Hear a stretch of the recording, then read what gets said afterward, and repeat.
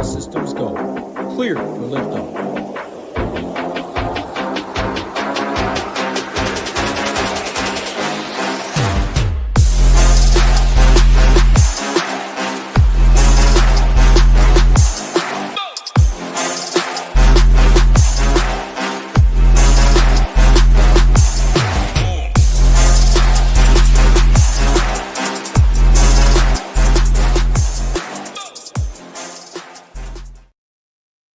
Good morning and or good afternoon, and welcome to this weekend's NASCAR Quick Hit here for Shipping Nation. I am Eric, also known as TheGame, and this morning and or this afternoon, whenever you're going to be watching this, we will be reviewing the Anduril 250 Race the Base at Naval Base Coronado. That's right, the NASCAR Cup Series is finally tackling the Naval Base Coronado in San Diego, and while it may be a shit show, it is a shit show I am personally looking forward to. But before we go ahead and break down the slate, let's of course mention Happy Father's Day. That's right, you probably thought I was going to say something else. Happy Father's Day to all the fathers out there watching this video. This is partially the reason why this video is a little bit later than normal, because I had some Father's Day activities to tend to myself, and I have some Father's Day activities going on upstairs that I need to get back to. So this will be a true definition of the quick hit video today. So happy Father's Day to all you guys out there who spend a little bit of your Sundays and or Saturdays with me here at Shipping Nation talking and gambling on NASCAR. I appreciate it very, very much. Now, let's go to where you thought I was going, and that is, of course, the greatest website in all the land, ShippingNation.com. Everything you need to have success with DFS for less. Everything you could possibly need to have fun with DFS for less. Slate plans, core reports, the Stone 2.0, which is fantastic, Saber Sim, education courses, all major sports are covered. For example, right now we are in the U.S. Open season, and we here at Shipping Nation have, of course, been covering that, including Boots on the Ground by Gannon. Me personally, I was been being smoked in my single entry for the U.S. Open this weekend, but I know we have some heavy hitters in play with that. UFC was this weekend. College football is right around the corner, and so is the NFL. So once again, one-stop shopping, ShippingNation.com. If you haven't done so already, just go ahead and click on the little join button right here. It's fantastic, right? 5 days, all access of the core package, just $19. If you haven't tried us out before, it's only $19 for all access, including SaberSim access.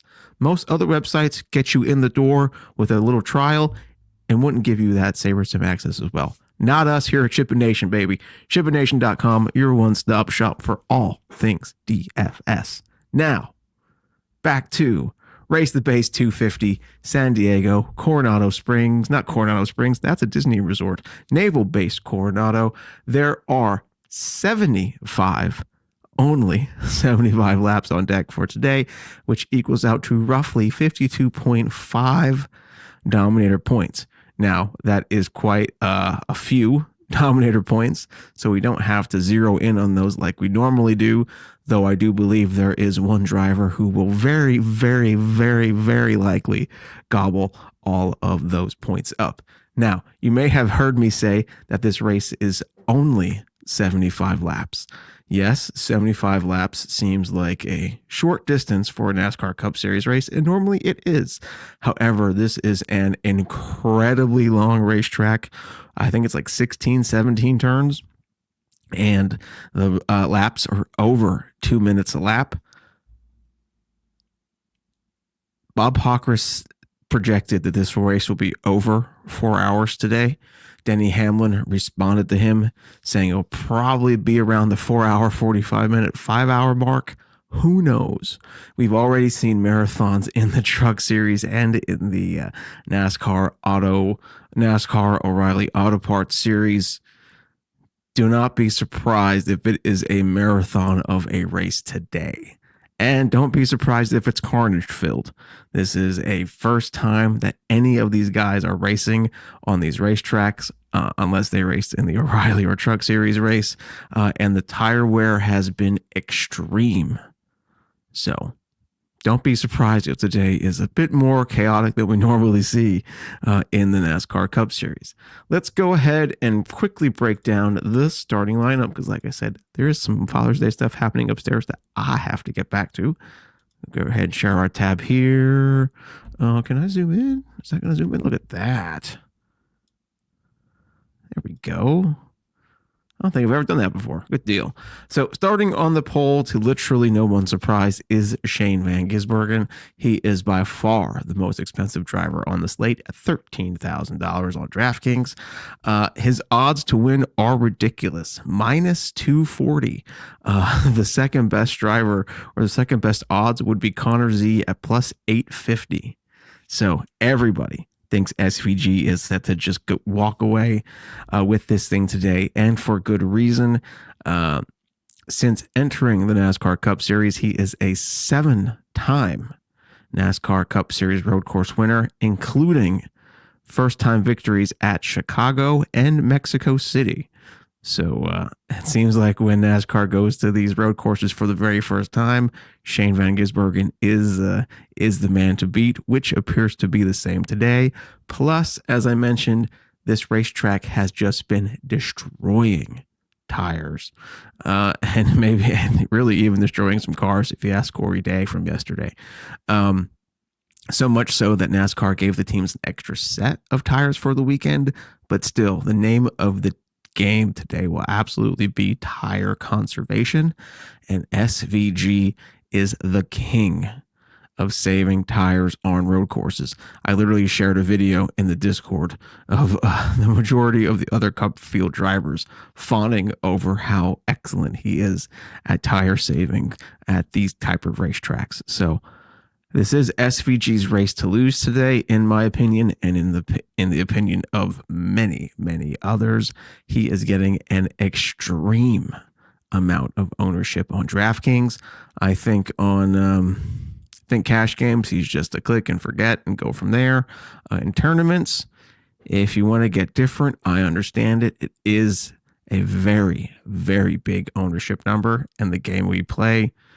And anything can happen on any given Sunday in DFS. And this race does really have a high chance of chaos. So I do understand fading him in tournaments, but cash games, just click him and let him go. Starting next to him is Carson Hocevar, who surprised everybody with his practice and then his follow-up qualifying. He is normally a mid-pack road course guy. He was talking all week about how he's been practicing in iRacing, et cetera, for this racetrack. No one anticipated a second place qualifying effort with decent practice times to boot. Now, do I think he overtakes SVG at the start? No, unless he, smashes him through through turn one, right? But he did have speed. Will he be able to keep up there all day long? That remains to be seen. Ryan Blaney up next. One of the fastest cars all season long. Probably not going to be playing too much of him today. Mid-pack practice speeds. Decent qualifying effort probably means he's going to fall back through the pack. Not too much interested in him. Same goes for Zane Smith and Todd Gilliland. Of the two, I would probably be more inclined to play Gilly because he did look so impressive in practice, followed by that very impressive qualifying run. Now, is he a cash game play? Absolutely not. But in tournaments, I absolutely think Todd Gilliland is in play today. Same goes for Suarez. Suarez, decent 5-lap qualifying run and cheap, 7,600. He's been fast all season. Sure, I'll play some Suarez.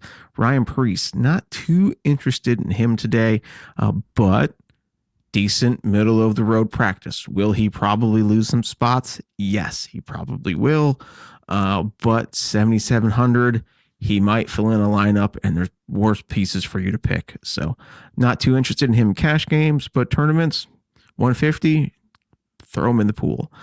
Connor Zilisch, like I talked about earlier, plus 850. He is the second best odds to win, and that's at plus 850 compared to SVG's minus 240.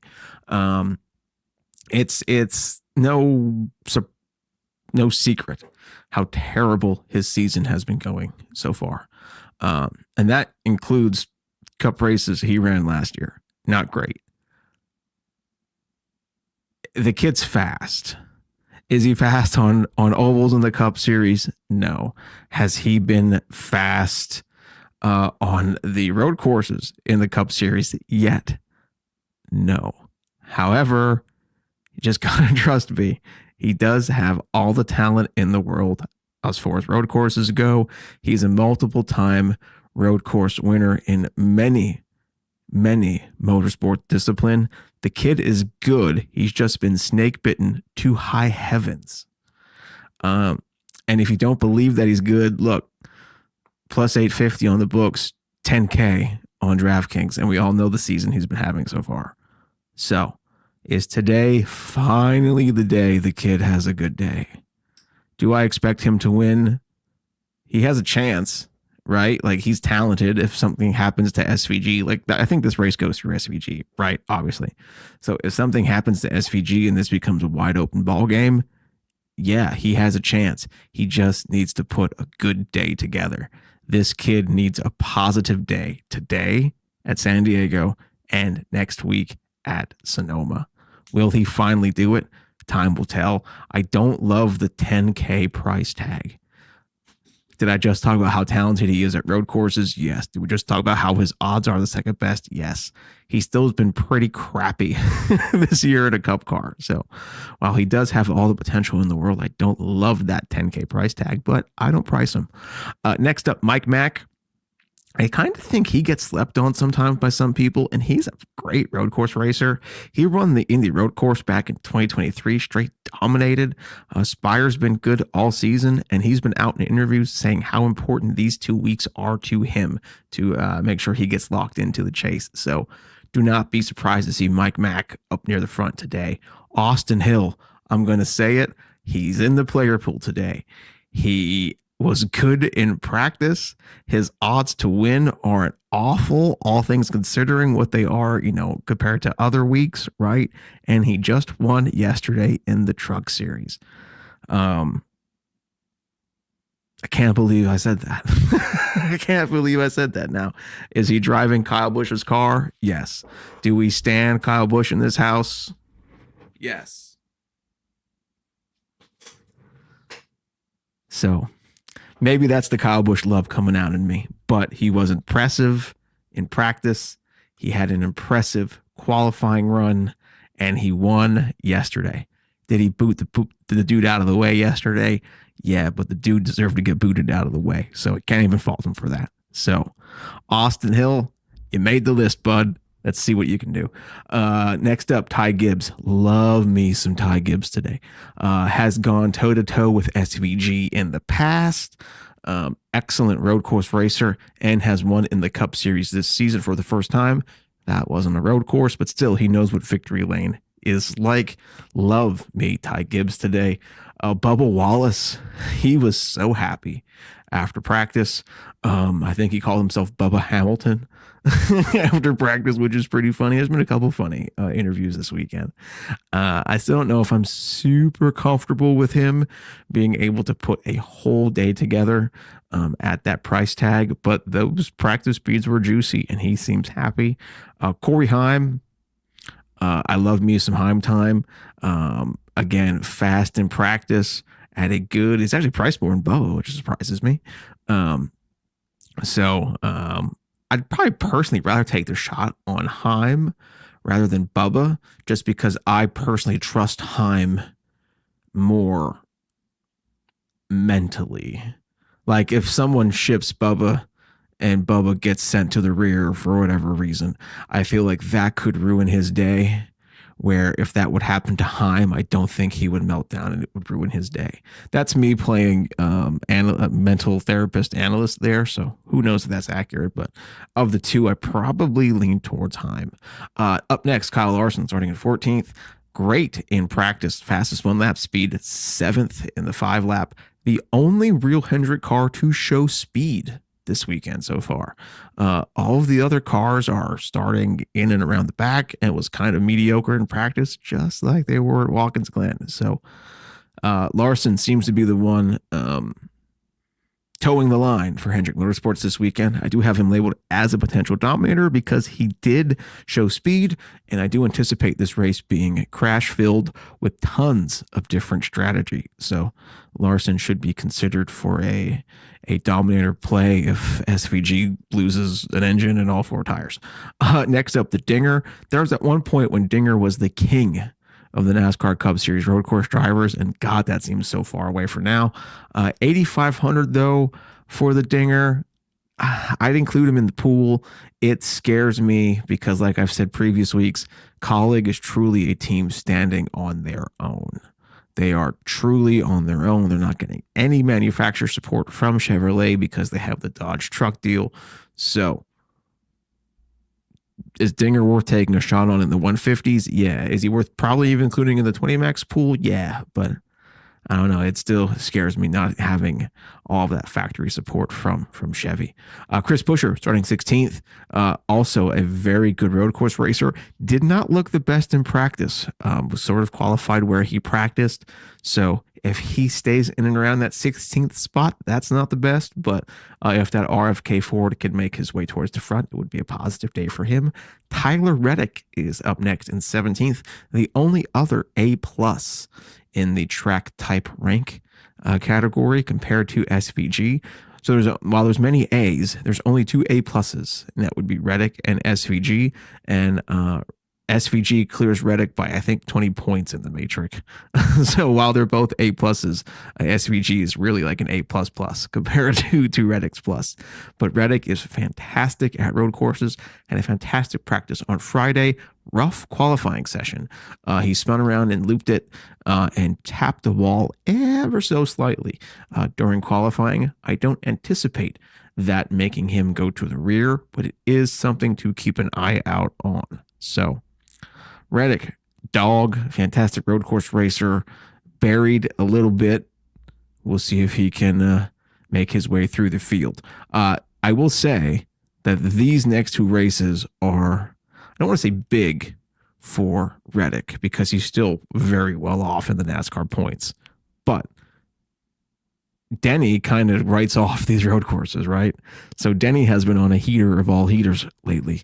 So this is a chance for Red Dog to storm back up and earn some points. Will that happen? That remains to be seen. Austin Dillon, I have literally zero interest in him, but this is the type of race where everybody smashes out, and the ant that is Austin Dillon somehow was standing at the end with the top 10. So I don't expect much, but chaos is the name of the day today. And who would be surprised if 83 was there at the end with the top 10? Joey Logano has been slowy Logano all year round. He does great at these first time races, but I don't know if that translates to road courses. So probably a no for me, dog. Alex Bowman, that will continue to be a no for me, dog, all season long. Kevin Magnussen in the Project, the Project 91 Trackhouse car. That's the car SVG made his debut in won. I personally don't have any interest in Magnussen.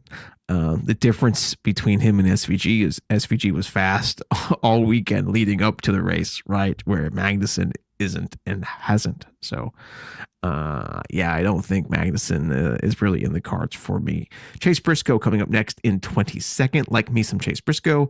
Great road course racer since joining JGR. Did not look the best in practice, but still has some of the best odds for drivers starting this deep in the field. I mean, plus 7,000 is not the greatest, obviously, but compared to the others in and around him, that's good. Next up, Melon Man, Ross Chastain. I always consider it like the rising tide raise all ships, right? Obviously, Trackhouse Racing has had issues with speed this season. That's no mistake. That's no secret to anybody.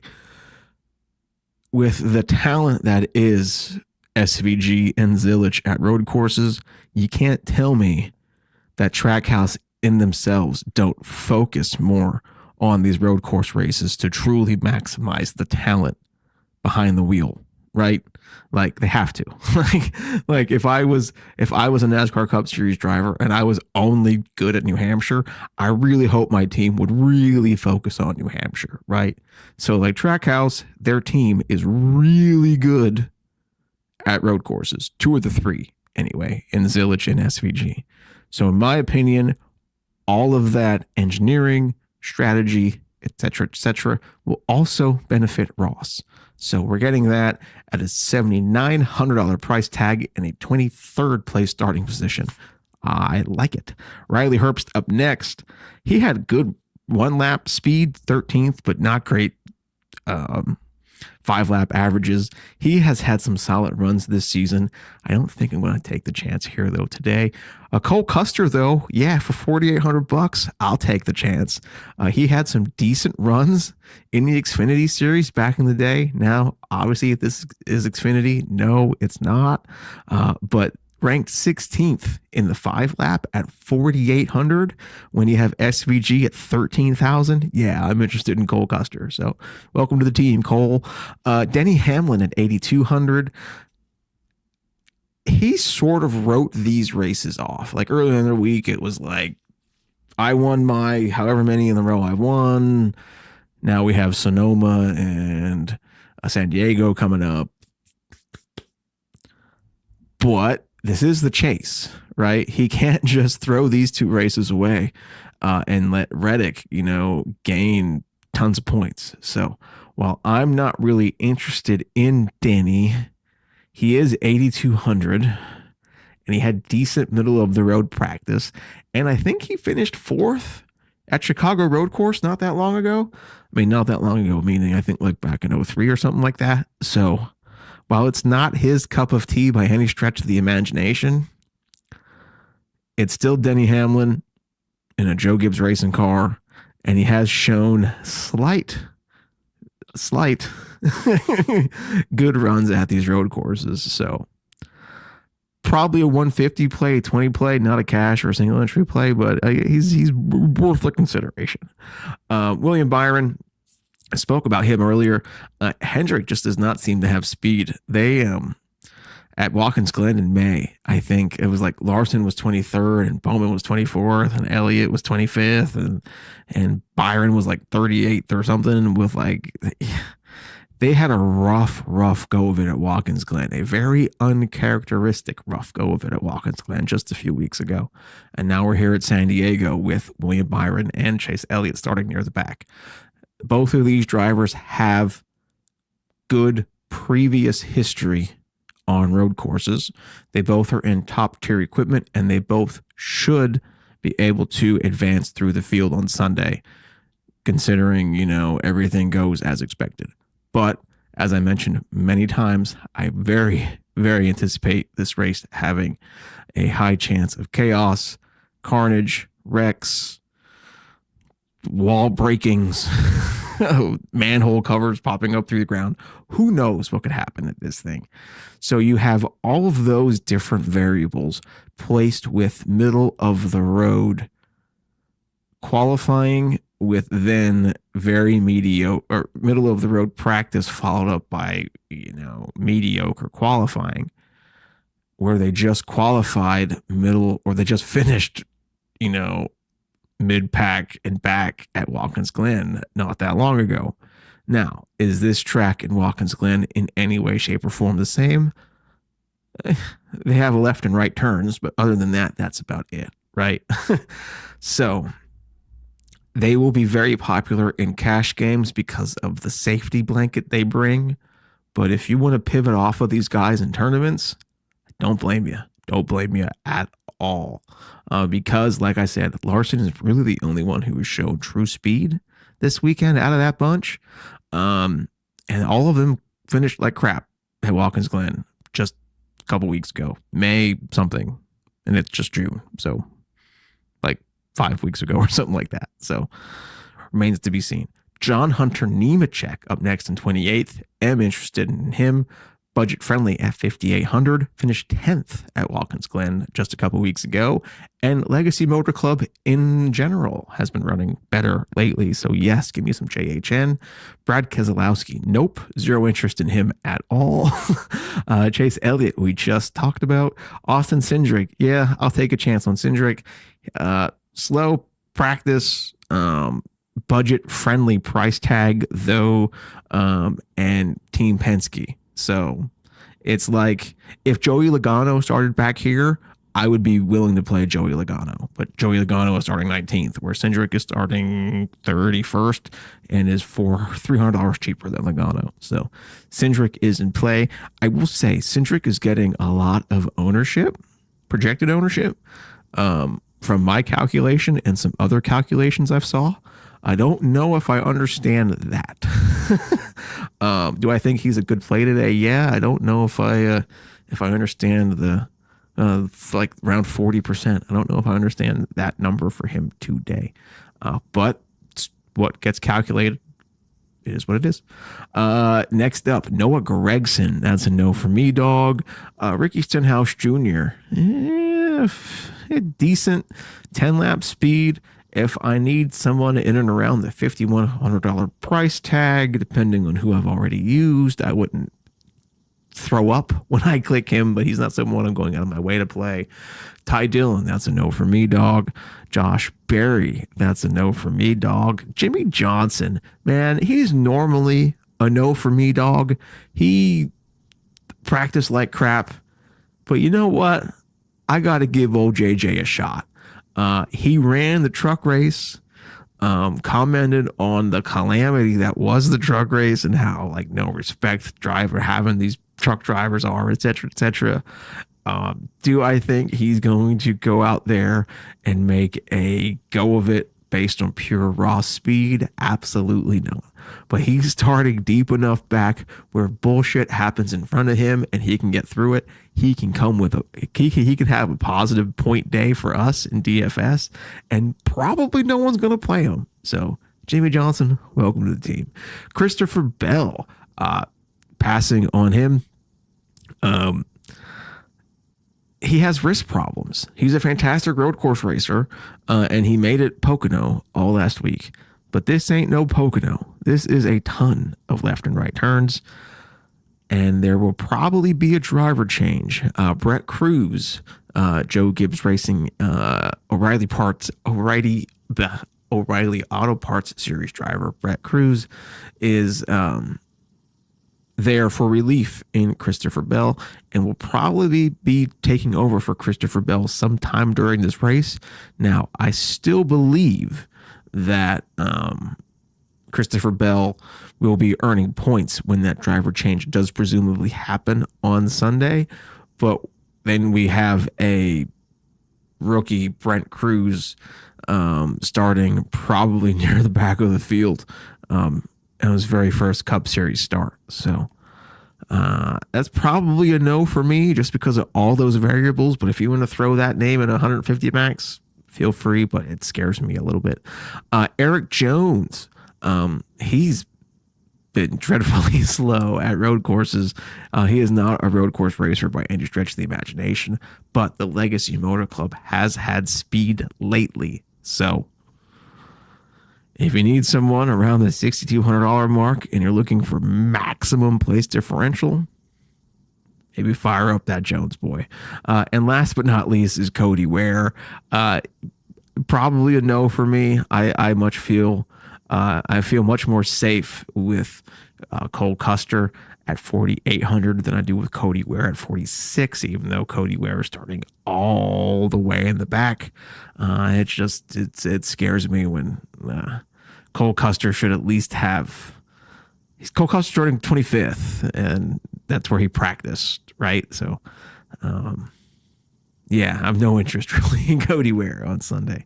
So, anywho, that's it for me today. This was still a 30-minute video, and I said it was going to be quick. So, hey, I am long-winded. I can't help that.